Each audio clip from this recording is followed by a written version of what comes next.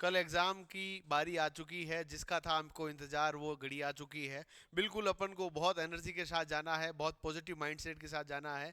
बिल्कुल नहीं घबराना है।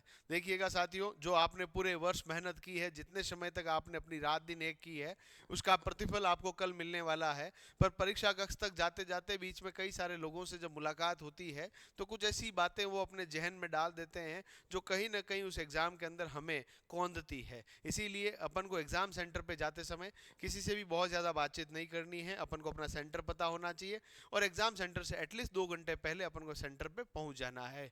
क्योंकि यह जीवन के अंदर एक ऐसा महत्वपूर्ण क्षण है जब आप अपनी सरकारी नौकरी के लिए निकले हो, और कई ऐसी आपकी आंखें हैं, जो आपके माता पिता की आंखें हैं, आपके दादा दादी की आंखें हैं, जो आपकी सरकारी नौकरी का इंतजार कर रही है, और वो सूखा मिटाने का काम आप लोग करेंगे।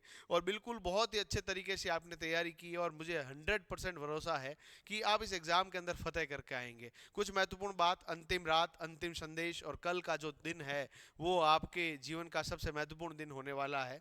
3 घंटे का जो समय, 180 मिनट का समय है, वो 180 मिनट का समय आपके जीवन का सबसे महत्वपूर्ण समय है। उसके अंदर अपने आप को पूर्ण रूप से आत्मविश्वास के साथ, बहुत पॉजिटिव एनर्जी और बहुत अच्छी स्माइल के साथ परीक्षा केंद्र में पहुंचना है, और बहुत अच्छी रणनीति के साथ अपन को पेपर अटेम्प्ट करना है। नेगेटिव कम से कम करने हैं। अपन को जो सवाल नहीं आते हैं उनको अंदर टप्पे नहीं लगाने हैं।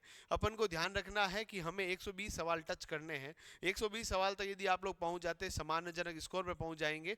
पेपर यदि इजी रहता है तो इनसे ज़्यादा प्रश्नों को करने की भी संभावनाएं वहां पर रहती है। अपने साथ में एक पासपोर्ट साइज फोटो रहना चाहिए। इसके अलावा ओरिजिनल आइडेंटिटी प्रूफ में आधार कार्ड, जिसके अंदर डेट ऑफ बर्थ पूर्ण रूप से लिखी हुई होनी चाहिए। यदि वो आपके पास नहीं है तो आप पासपोर्ट है तो पासपोर्ट ले जा सकते हैं, पैन कार्ड है तो पैन कार्ड ले जा सकते हैं, वोटर आईडी कार्ड है तो वो ले जा सकते हैं, है ना। ड्राइविंग लाइसेंस भी वहां पर चल सकता है, परंतु आधार कार्ड को अपने साथ में रखना है। साथ ही साथ में अपन को ध्यान रखना है कि अपना जो एडमिट कार्ड है, उसके अंदर वो क्यूआर कोड जो है वो पूर्णतः पब्लिश होना चाहिए। फोटो वहां पर जाकर भी चिपका सकते हैं। ये ध्यान रहे कि फोटो जो है एकदम साफ होना चाहिए। और इसके साथ साथ में अपने पास एक ब्लू बॉल पॉइंट होना चाहिए। ज़्यादा सर्दी लग रही है तो अपन लोग इनर वगैरह पहन सकते हैं, और बाकी ज़्यादा बड़े बटन्स वाले स्वेटर वगैरह उन्होंने मफलर वगैरह का मना कर रखा। मफलर तो ना हो तो टोपी पहन लेना, उसमें कोई दिक्कत नहीं है। ठीक है, बढ़िया तरीके से एग्जाम सेंटर पे जाना है। सुबह सुबह सर्दी लगेगी, दोपहर वालों को तो वैसे भी सर्दी नहीं लगेगी, सुबह सुबह वालों को सर्दी लगेगी। और बिल्कुल इन सब फालतू बातों से, अफवाहों से दूर रहना है। एग्जाम सेंटर पे चले गए, इससे पहले वाली रात, जिस दिन आपका एग्जाम है, मान लीजिए आज की रात जो है, अच्छे से सोइएगा, और सुबह बढ़िया तरीके से उठकर अपने माता पिता को, अपने ईश्वर को याद कीजिएगा, और ये सोचिएगा कि इस एग्जाम के अंदर मैं सिलेक्शन लेकर आऊंगा। और यकीन मानिए, दुनिया के अंदर आपके अंदर जो ऊर्जा है वो दुनिया में किसी और व्यक्ति के अंदर नहीं है। Everyone is special.